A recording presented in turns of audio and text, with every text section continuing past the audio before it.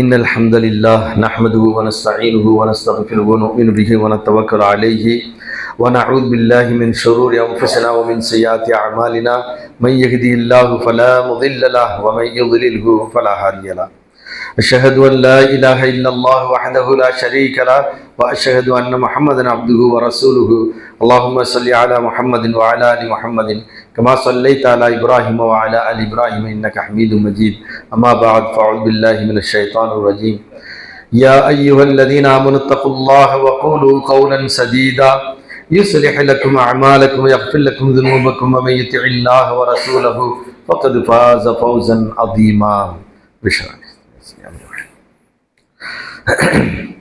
கண்ணியத்திற்குரிய அல்லாஹுடைய நல்லடியார்களே, புனிதமிக்க இந்த ரமலானுடைய 10வது இரவு தொழுகையை தொழுதுவிட்டு அல்லாஹுடைய தூதரும் சொல்லியிருக்கக்கூடிய சில வார்த்தைகளை செவிமடுப்பதற்காக வேண்டிய நாங்கள் அமர்ந்திருக்கின்றோம். இன்று துல்கர்னைன் அப்படின்ற ஒரு மனிதர் இந்த உலகத்தில் இருந்திருக்கின்றார். அவரை பற்றி உண்டான செய்திகளை அல் குர்ஆனிலே அல்லாஹ் குறிப்பிடுகின்றான். ஒரே ஒரு இடத்தில் தான் அவருடைய வரலாற்றை அல்லாஹ் குறிப்பிடுகின்றான். இது முன்னுள்ள வேதங்களிலும் இந்த துல்கர்னை பற்றி கூறப்பட்டிருக்கின்றது. நபிகள் ஸல்லல்லாஹு அலைஹி வஸல்லம் அவர்கள் தன்னை இறை தூதர் என்று மக்களுக்கு அறிமுகப்படுத்தும் பொழுது மக்காவிலிருந்து சிலர் என்ன செய்கின்றார்கள், இவர் இறை தூதர் என்று சொல்கின்றார், இறைவனிடமிருந்து வேதம் வருகின்றது என்று சொல்கின்றார். அப்படி என்றால் வேதத்தை பெற்ற சமுதாயம் மதீனாவிலே இருக்கின்றார்கள். அந்த மதீனாவிற்கு சென்று இப்படி இறை தூதர் என்று ஒருவர் தன்னை சொல்லிக் கொண்டிருக்கின்றாரே, அவர் எப்படி நாம் நம்புவது? அதற்கு ஏதாவது அடையாளங்கள் இருக்கின்றதா? எனவே அந்த அடையாளங்கள் நீங்கள் கூறினால் நாங்கள் அதை வைத்து இவர் ஒரு இறை தூதர் தான் என்று நாங்கள் உறுதி செய்து கொள்வோம் என்று அவர்கள் என்ன செய்கிறார்கள், ஒரு முடிவெடுக்கின்றார்கள். ஏன்னா மக்காவில் எந்த இறை தூதும் வரல. இஸ்மாயில் அலைஹிஸ்ஸலாத்து வஸ்ஸலாம் அவங்களோட முடிஞ்சிருச்சு. அதற்கு பின்பு யாரும் இல்லை. ஆனால் அந்த கொள்கையிலே சில மனிதர்கள் இருந்தார்கள். சில மனிதர்கள் பின்னர் ரசூல் ஸல்லல்லாஹு அலைஹி வஸல்லம் அவங்க காலத்தில் இஸ்லாத்தையும் ஏற்றுக்கொண்டார்கள் தெரிந்து கொண்டு. சரி, அப்போ அந்த மதீனாவிற்கு சென்று அதை பற்றி விசாரிக்கும் பொழுது அங்கே ஒரு செய்தி சொல்லி விடுகின்றார்கள். அதாவது துல்கர்னி அப்படிங்கிறவரை பற்றி அவர்கிட்ட போய் கேளுங்க. ஏன்னா இது அன்றைக்கெல்லாம் வரலாற்று குறிப்பு எதுவுமே கிடையாது, யாரும் அதை பதிவு செய்தெல்லாம் வைக்கல. இதை பற்றி முழுமையாக ஒருவர் தெரிந்திருக்கின்றார் என்று சொன்னால் அது ஒரு இறைத்தூதரானால் தான் முடியும், வேற யாருக்கும் இது தெரியவதற்கு வாய்ப்பில்லை. ஆகையினால் அவர் இந்த துல்கர்னியை பற்றி நீங்கள் கேட்டு பாருங்கள், அவருடைய வரலாறை என்ன சொல்கின்றார் என்று தெரிந்து கொள்ளுங்கள். அப்படி சொன்னால் அவர் உண்மையான இறைத்தூதர் தான் அப்படின்னு சொல்றாங்க. திருப்பி இங்க வர்றாங்க மக்காவை கேட்கிறாங்க.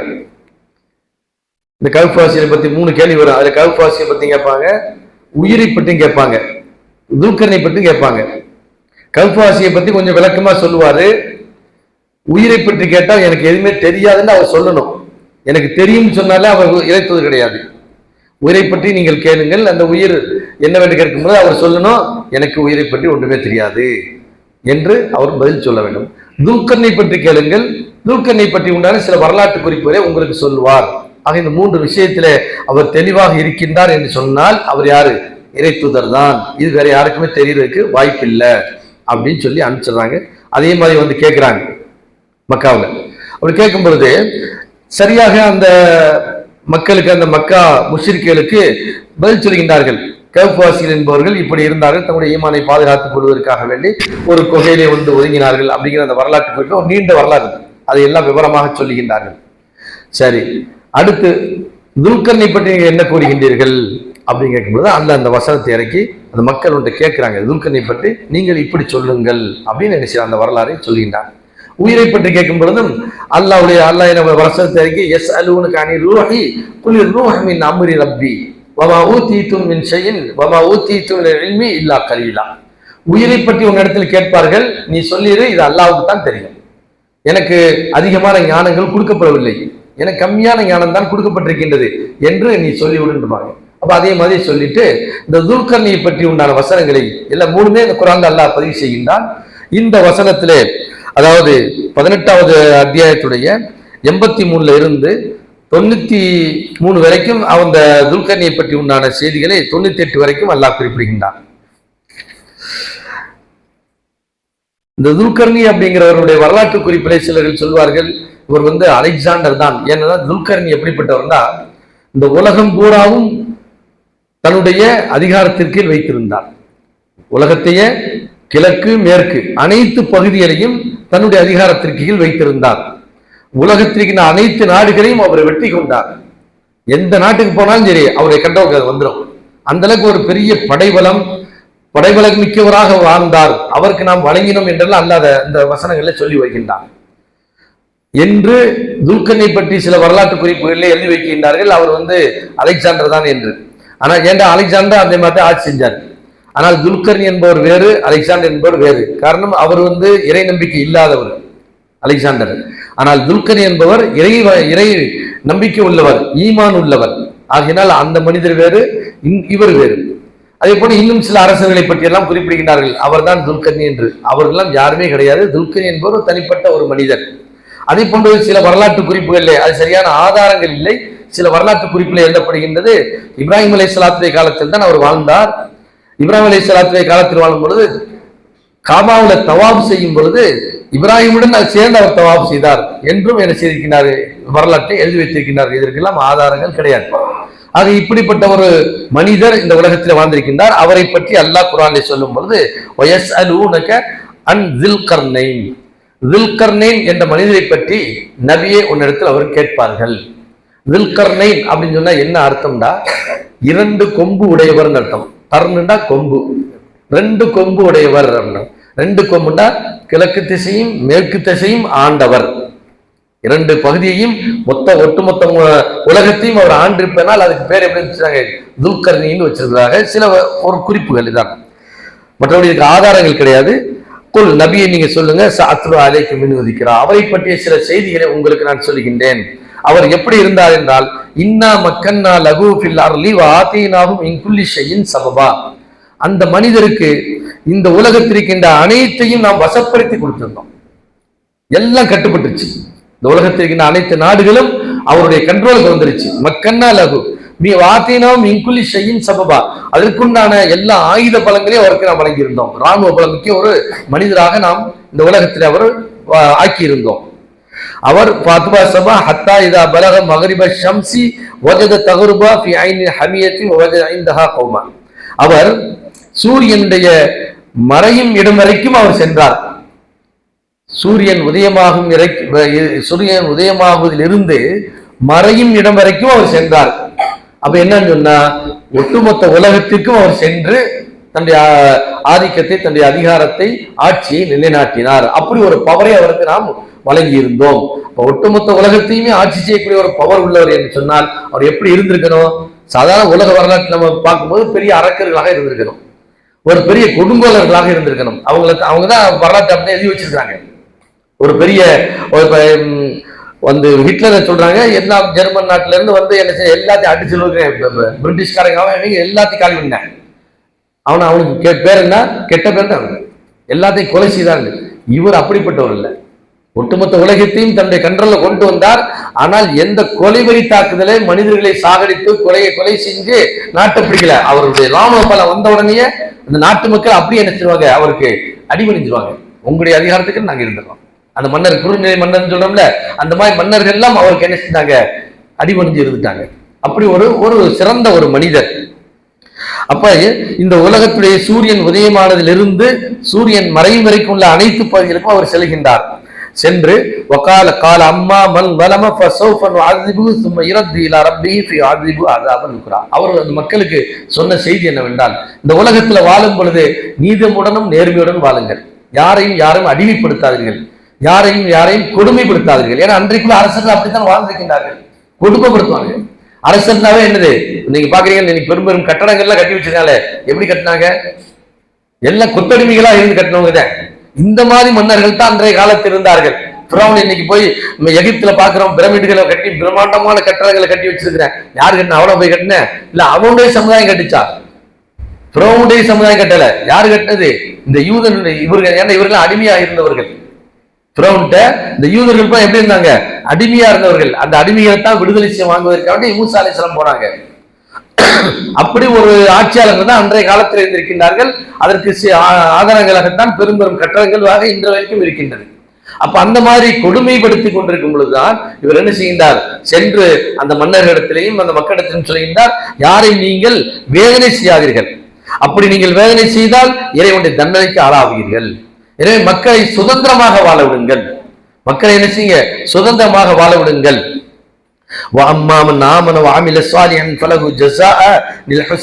யார் இந்த உலகத்துல இறைவனுக்கு பயந்து கடவுளை நம்பி நல்லறங்கள் செய்கின்றார்களோ அவர்களுக்கு மகத்தான கூலி வழங்கப்படும். இதுதான் நான் சொல்லக்கூடிய செய்தி. இதுக்கு நீங்கள் கட்டுப்படுங்கள். இப்படி கட்டுப்பட்டு விட்டால் நீங்கள் சுதந்திரமாக இருக்கலாம்.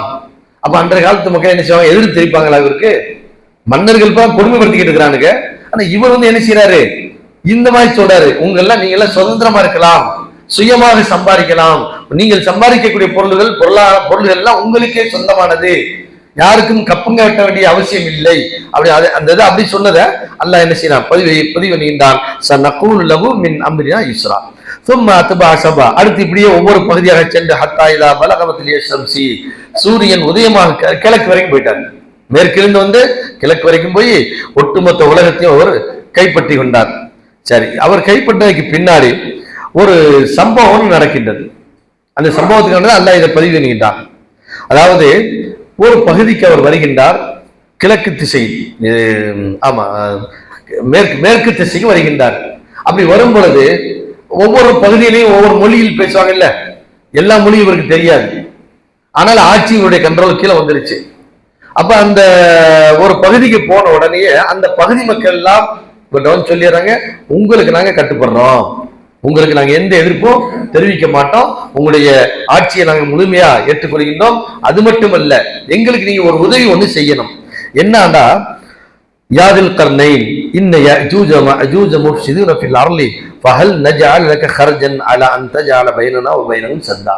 இந்த யஜூஜ் மஅஜூஜ்னு ஒரு கூட்டம் இருக்கிறானுங்க. அவங்க வாழ்ந்த இடம் எங்கன்னு சொன்னா, 2 மலைகள் இருக்கு. பொதுவாக மலைகள் 2 மலை இருக்குன்னு சொன்னா தொடர்ச்சியான மலைகள் இருக்கும். அந்த தொடர்ச்சியான 2 மலைகளுக்கு இடையில ஓடைகள் இருக்கும். இப்ப நம்ம பாக்குறோம்ல, எங்கெங்க மலைகள் இருக்குதோ அந்த இடத்துல டேம் கட்டுவாங்க. டேம் எங்க இடத்துல எல்லா இடத்துலையும் கட்ட மாட்டாங்க. 2 பக்கம் மலை இருக்கும், மலைக்கு இடையில ஒரு ஓடை இருக்கும். அந்த ஓடையை தான் என்ன செய்வாங்க? அப்படியே மறைச்சு கட்டினோன்னு தண்ணியை தேக்கி வச்சு டேம் கட்டுவாங்க. அதே மாதிரி தொடர்ச்சியான மலைகள் இருக்குது. அந்த மலைகளுக்கு இடையில ஒரு ஓடை ஒண்ணு இருக்குது. அந்த ஓடையிலிருந்து அந்த மக்கள் என்ன செய்றாங்க? வர்றாங்க. அவங்க மக்கள் தான், நம்மள மாதிரி மக்கள் தான் அவங்க. ஆனா அவனுக்கு செய்யற அநியாயம் பெரிய அநியாயம். வந்து ஊருக்குள்ள நுழைஞ்சு என்ன செய்யறானுங்க? கொலை செய்யறானுங்க, இருக்கிற பொருளாதாரத்தை காலி பண்றானுங்க, விவசாய நிலங்களை காலி பண்ணி போறானுங்க. இந்த மாதிரி அட்டூழியங்களால் தாங்க முடியவில்லை. நீங்க எங்களுக்கு ஒரு உதவி செய்யணும். அவங்களை என்ன செய்யணும்? அலா அன் தஜஅல பைனனா வ பைனஹும் சத்தா. அவர்கள் வராத அளவுக்கு ஒரு தடுப்பை எங்களுக்கு ஏற்படுத்தணும். இந்த ஓடை மூலியமா தான் வந்துகிட்டு இருக்கானுங்க. இங்க வேற வழியில அவங்க வர முடியாது. எல்லா பக்கம் மலை சூழ்ந்திருக்குது. வர்றது கூட எந்த பக்கம் தான் வர்றாங்க? இந்த ஓடையில தான் வர்றானுங்க. எனவே இந்த ஓடையை நீங்க அடைக்கணும் அப்படிங்க. இன்றைக்கும் அது இருக்குது. சில வரலாற்று ஆய்வர்களே என்ன செய்றாங்க? அதை போய் பார்த்துட்டு வந்திருக்கிறாங்க. சரி, அப்ப இந்த என்ன செய்யணும்? அப்படி நீங்கள் செய்தால், இந்த மாதிரி இவனுங்களை மட்டும் எங்களை தடுத்து விட்டீங்கன்னா போதும், உங்களுக்கு நாங்க நிறைய அன்பளிப்புகள் வழங்குறோம். அப்ப சொன்னாங்க, காலமா மக்கன் ஃபீஹி ரப்பி கைரும் ஃபஐனுனி, எனக்கு அல்லாஹ் மகத்தான நிறைய செல்வங்களை வழங்கி இருக்கிறேன். எனக்கு செல்வம் நிறைய இருக்கு, குறைவே இல்லை. ஆகினால் நீங்க எனக்கு செல்வங்க கொடுக்கறது, கப்பம் கட்டுறது, அதெல்லாம் எனக்கு ஒண்ணுமே வேணாம். ஆனா எனக்கு ஒரு உதவி செய்யணும். நீங்க இந்த அநியாயக்காரர்களை தடுப்பதாக இருந்தால் எனக்கு நீங்க ஒரு உதவி செய்யணும். என்ன அப்படின்னா, ஃபஐனுனி பிகுவத்தின் அஜஅல் பைனக்கும் வ பைனஹும் ரதுமா, உங்களுடைய உடல் உழைப்பு தான் எனக்கு தேவைப்படுது.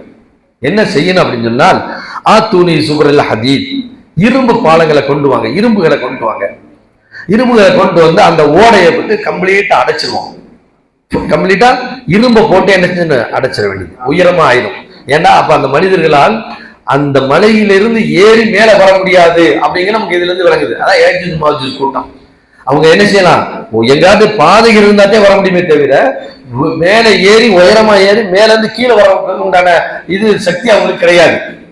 சாதாரண நம்மள இப்ப மனிதர்கள் என்ன செய்வாங்க, மலை இருந்தா கூட மலையை கடந்து மேலேறி கீழே இறங்கிடுவோம். ஆனா அவங்களால என்ன செய்ய முடியாது, ஏறக்கூடிய அளவுக்கு அவங்க உடல் வலிமை உள்ளவர்கள் இல்ல, சாதாரண ஆளுங்க. ஆனால் என்ன செய்யறானுங்க, உள்ள ஊருக்குள்ள பெரிய அநியாயம் பண்ணிக்கிட்டு இருக்கிறானுங்க. அதனால அந்த ஓடை இருக்குல்ல, அந்த ஓடை அடைப்பதற்கு இரும்புகளை கொண்டு வாங்க அப்படிங்கிற. சரி, இதெல்லாம் ஒரு 3000-4000 ஆண்டுகளுக்கு, கிட்டத்தட்ட ஒரு 5000 ஆண்டுகளுக்கு முன்பு நடந்தது. அப்ப இரும்புகள் அன்றைய காலத்திலேயே பயன்படுத்தப்பட்டிருக்குது. அந்த இரும்புகளை கொண்டு வாங்க. கொண்டு என்ன செய்யணும்னா, ஹத்தா இதா சாவா பைன சதஃபைனி காலன் புகு, கொண்டு நெருப்பை வச்சு ஊதுங்க. நெருப்பு வச்சு ஊதுனா இரும்பு என்ன ஆகும், கனல் அனல் பறக்கும். பறந்து அது இரும்பு உருக ஆரம்பிச்சோம். அப்படி உருகுனதுக்கு பின்னாடி ஹத்தா இதா ஜாலகு நாரா, அது நெருப்பாக மாறிவிடும் இரும்பு. அப்படி நெருப்பாக ஆனதுக்கு பின்னாடி கால ஆத்தூனி உஃப்ரிக அலைஹி கித்ரா, செம்புகளை கொண்டு வாங்க. செம்புகளை அது மேல இருந்து உருக்கி ஊத்தி விட்டுரும். ஊத்திட்டா அவங்க என்ன செஞ்சாது, அவங்களுக்கு சக்தி இல்லை. இதை விட்டு உள்ள இருந்து என்ன செஞ்சா அவங்கள எதையுமே செய்ய முடியாது. ஏறியும் அவர்களால் வர முடியாது. இந்த மாதிரி ஒன்றை செஞ்சுட்டால் அவங்களால என்ன செய்ய முடியாது, அவங்களுடைய தொந்தரவுல இருந்து நீங்க பாதுகாக்கப்பட்டு விடுவீங்க. அப்ப ஏஜூஜ் மாஜூஜ்ங்கிற ஒரு கூட்டம் இருக்குது. இது குர்ஆன்ல அல்லாஹ் என்ன செய்யறான், 2 இடத்துல பதிவு பண்ணுகின்றான். இந்த ஏஜூஜ் மாஜூஜுடைய கூட்டத்தை பற்றி ஒரு குர்ஆன்ல இது ஹதீஸையும் நபிகள் ஸல்லல்லாஹு அலைஹி வஸல்லம் சொல்லியிருக்கிறாங்க, எப்ப வருவாங்க என்றெல்லாம் சொல்லியிருக்கிறாங்க. ஆனா இன்னும் இன்றைக்கு சில பேர் என்ன செய்யறாண்டா, ஏஜூஜ் மாஜூஜ் வேற யாரும் இல்ல, இந்த யூதர்களே ஏஜூஜ் மாஜூஜ் அப்படின்னு சொல்றார்கள். அதற்கு ஒரு சில ஹதீஸ் ஆதாரம் என்ன அப்படின்னா, இந்த ஏஜூஜ் மாஜூஜ் இருக்கும் பொழுது இந்த யூதர்கள் அவங்களுக்கு உதவி செய்வாங்களாம். எப்படி தஜ்ஜாலுக்கு பின்னாடி யூதர்கள் பின்னால் நிற்பாங்களாம், உதவி செய்து கொண்டிருப்பார்களாம். அது மாதிரி இவங்களுக்கு அவர்கள் தான் செய்வார்கள், உதவியாளர்களாக இருப்பார்கள். அப்படிங்கிறத வச்சு என்ன செய்யறாங்க, இந்த யூத பயிர்களே இவனுக்கு தான் ஏஜூஜ் மாஜூஜ் அப்படின்னு. ஆனா இது சரியான ஆதாரம் இல்லை.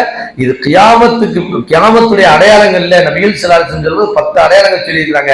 அதுல மிகப்பெரிய ஒரு அடையாளம் என்னவென்றால், ஈசா அலைஹிஸ்ஸலாம் இறங்குவாங்க. இறங்கினதுக்கு பின்னாடி தஜ்ஜால் வருவான். தஜ்ஜாலை கொலை செய்து விடுவார்கள். தஜ்ஜாலை கொலை செய்த பின்பு யார் வருவா, ஏஜூஜ் மாஜூஜ் வருவார். ஈசா அலைஹிஸ்ஸலாம் வந்துட்டாங்களா, வரல. தஜ்ஜால் வந்துட்டானா, தஜ்ஜால் இன்னும் வரல. அப்ப தஜ்ஜால் வரவில்லை என்றால் இன்னும் ஏஜூஜ் மாஜூஜ் கூட்டம் எங்க இருக்கிறாங்க, அந்த மலைகளுக்கு அப்பால் தான் இருக்கின்றார்கள். இது எப்ப வருவாங்க, அதையே அந்த துல்கர்னே அந்த மக்கள்கிட்ட சொல்லிடுறாரு. இப்ப நம்ம போட்டு இதை அடைச்சிட்டோம், முடிஞ்சு. இனி நீங்க பயம் இல்லாம என்ன செய்யலாம், வாழலாம். உங்களுக்கு எந்த தொந்தரவும் அவர்கள் மூலியமாக ஏற்படாது. கால ஹாதா ரஹ்மத்து மிர் ரப்பி, இது என் இறைவனுடைய அருட்கொடை. இது என்னுடைய வல்லமை என்ற அறிவு என்ற ஆற்றலாம் கிடையாது. இந்த மாதிரி தடுத்து நம்ம வச்சிருக்கிறோம்ல, இது இறைவன் எனக்கு கொடுத்த அருட்கொடையாக இருக்கின்றது. ஃபைதா ஜாஅ வஅது ரப்பி, அல்லாஹ்வுடைய உத்தரவு வந்து விட்டால் கியாமத். ஃபைதா ஜாஅ வஅது ரப்பி, என் இறைவனுடைய வாக்கு, அதாவது கியாமத் என்பது அவர் முடிவு செய்து விட்டால் ஜஅலஹு தக்கா, இதெல்லாம் சுக்குனராக உடைத்துள்வான். அந்த பாலங்கள் எல்லாத்தையும் உடைச்சிட்டு வகான வஅது ரப்பி ஹக்கா, என் இறைவனுடைய வாக்கு உண்மையானதாக இருக்கும். وتركنا بعضهم يومئذ يموج في بعض ونفخ في الصور فجمعناهم جمعا. وتركنا بعضهم, அவர்கள் சிலர் என்னை முந்தி அடித்துக் கொண்டு இந்த ஏஜூஜ் மாஜூஜ் கூட்டம் எங்க செய்வாங்க, வெளியே வந்துருவாங்க.